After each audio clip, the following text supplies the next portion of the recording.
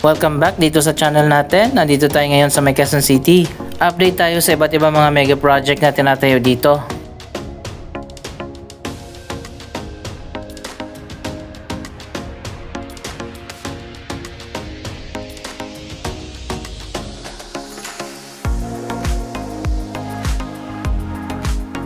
Natapos na nga itong bagong canopy dito sa mga entrance ng Quezon City Hall Underpass.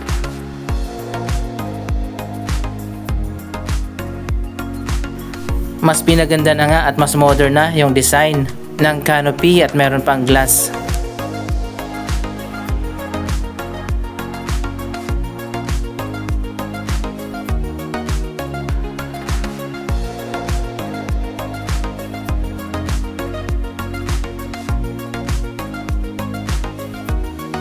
Pati dun sa kabilang side tapos na rin. Ayan, makikita naman natin doon na yan sa loob ng Memorial Park.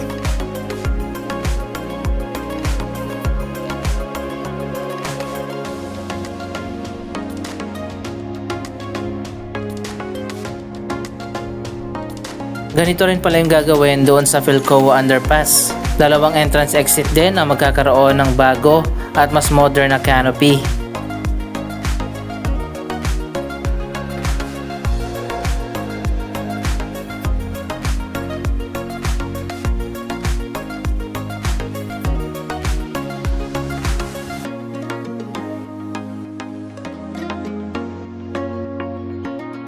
So ayun guys, sinisimulan na yung paglalagay ng bagong canopy dito sa Philcoa Underpass. Ganito rin yung design.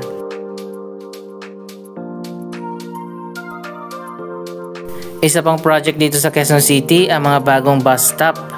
Iba-iba pala yung design ng mga bus stop dito.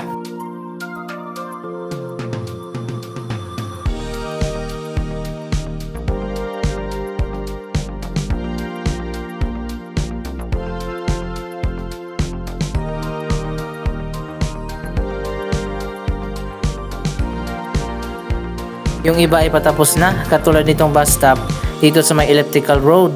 Samantalang yung iba ay ginagawa pa.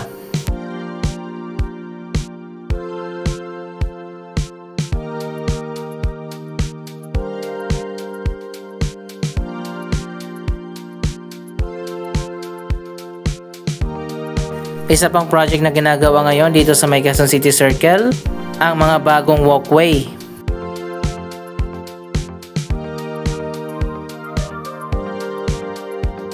Nilagyan nga ng mga bagong bricks itong sidewalk at meron ding guide para sa mga blind.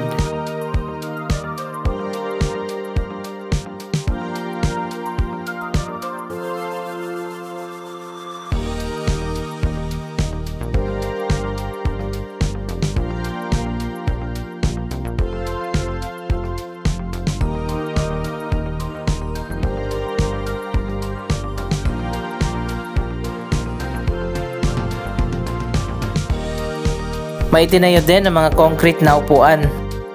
Dito pala sa malawak na property na ito na bakante pa sa ngayon, itatayo ang bagong Quezon City Integrated Transport Terminal. Parang PITX o One Ayala ang itatayo dito.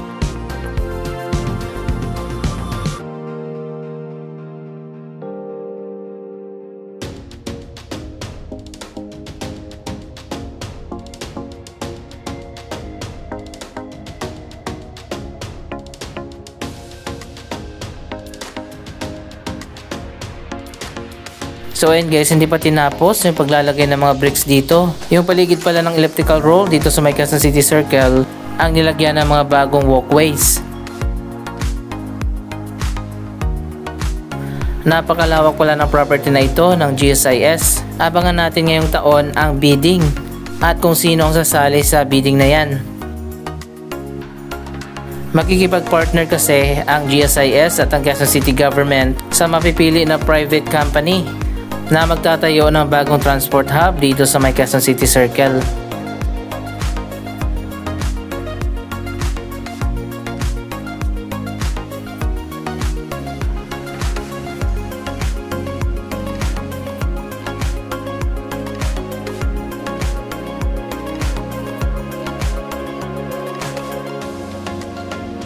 Sana Ayala ang makakuha dito para naman maganda at world class ang terminal.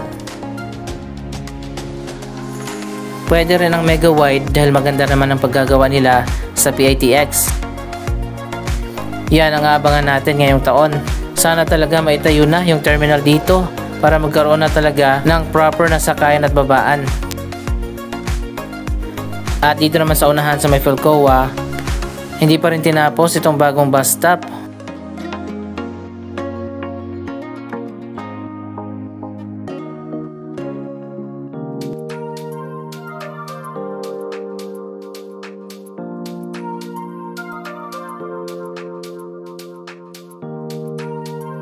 Tapos na dito sa baba yung pinakaupuan niya, pero sa taas yung canopy hindi pa nailalagay. Dapat matapos na yan para malinis na tong lugar na to.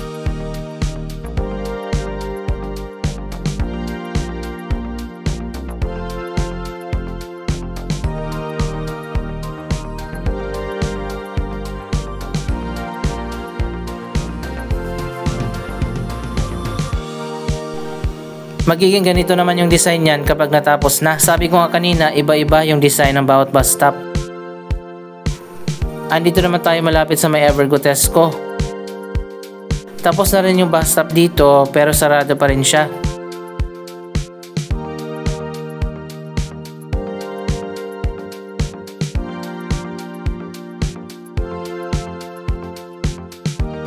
May mga upuan na rin dito at may canopy na.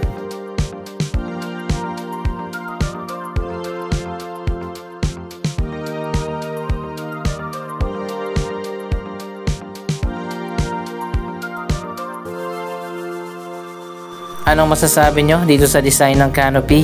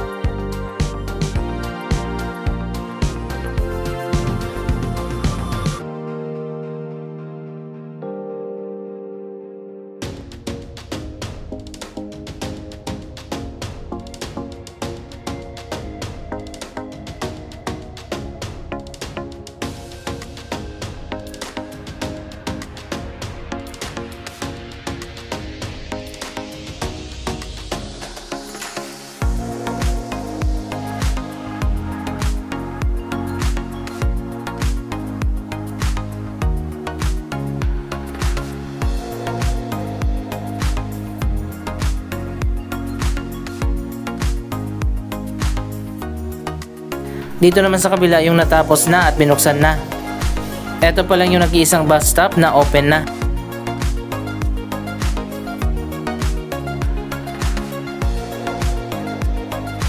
Andito naman tayo sa may Batasan area. Ganito naman ang design ng bus stop dito.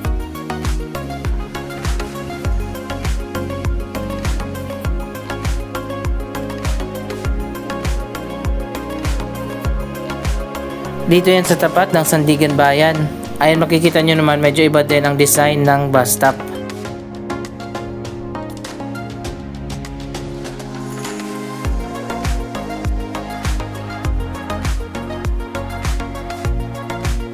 Bakit kasi hindi na lang pare-parehas yung design?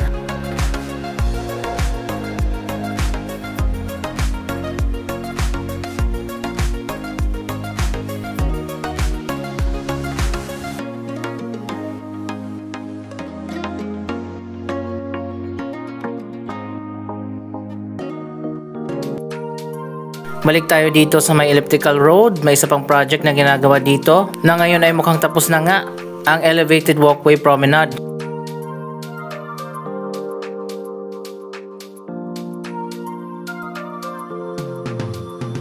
So ayun guys, ito na yung magiging bagong daanan. Patawid dyan sa kabila sa Quezon City Circle.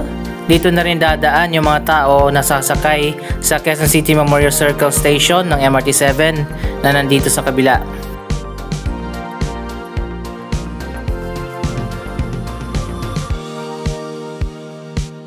May ramp na rin yan na papunta dito sa may station.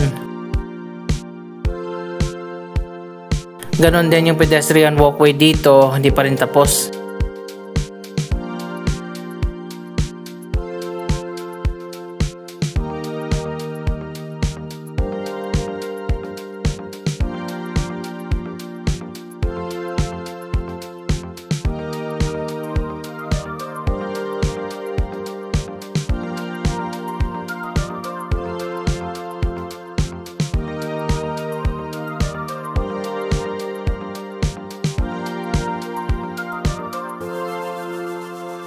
Ang project na ito ay pinatayo ng Quezon City LGU. Ito ang Elevated Landscape Promenade. Mula dito sa may Quezon Avenue at sa Ninoy Aquino Park, ito na magiging tawiran papunta dyan sa Circle.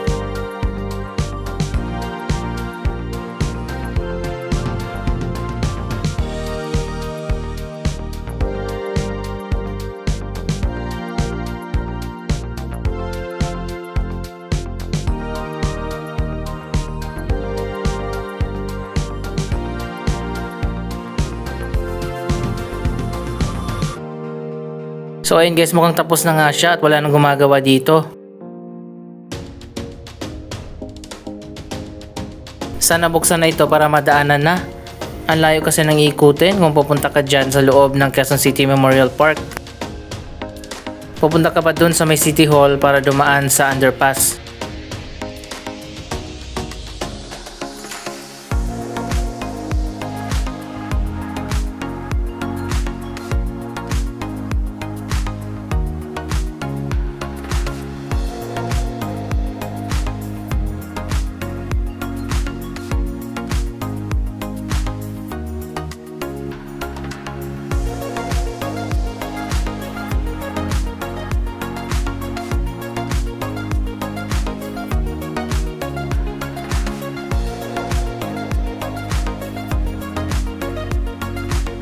Malawak pala itong Elevated Landscape Promenade. Sa ngayon nga ay sarado pa itong hagdanan.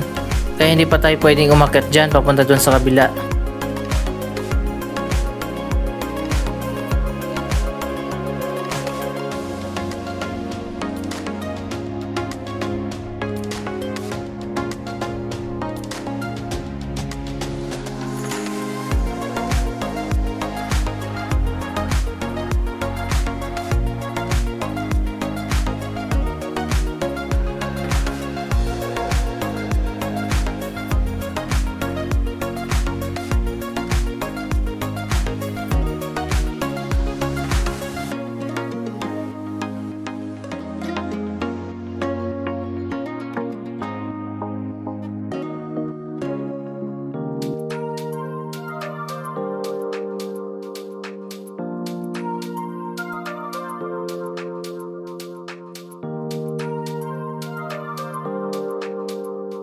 Sana dun din sa may North Avenue o di kaya sa may Visayas Avenue, magtayo din ng bagong overpass o di kaya underpass.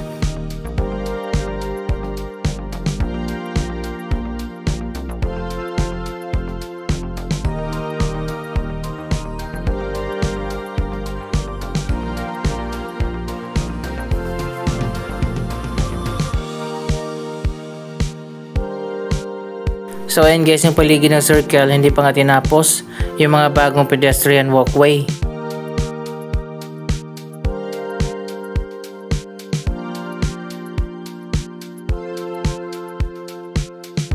Ito pa lang yung unang natapos dito, ang bagong Triangle Park.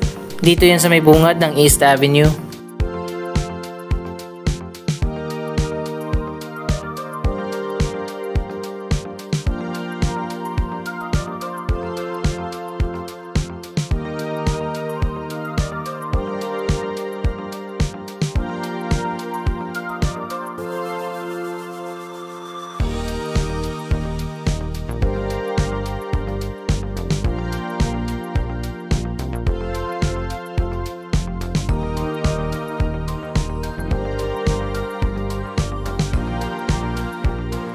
Wow, ang ganda na pala dito.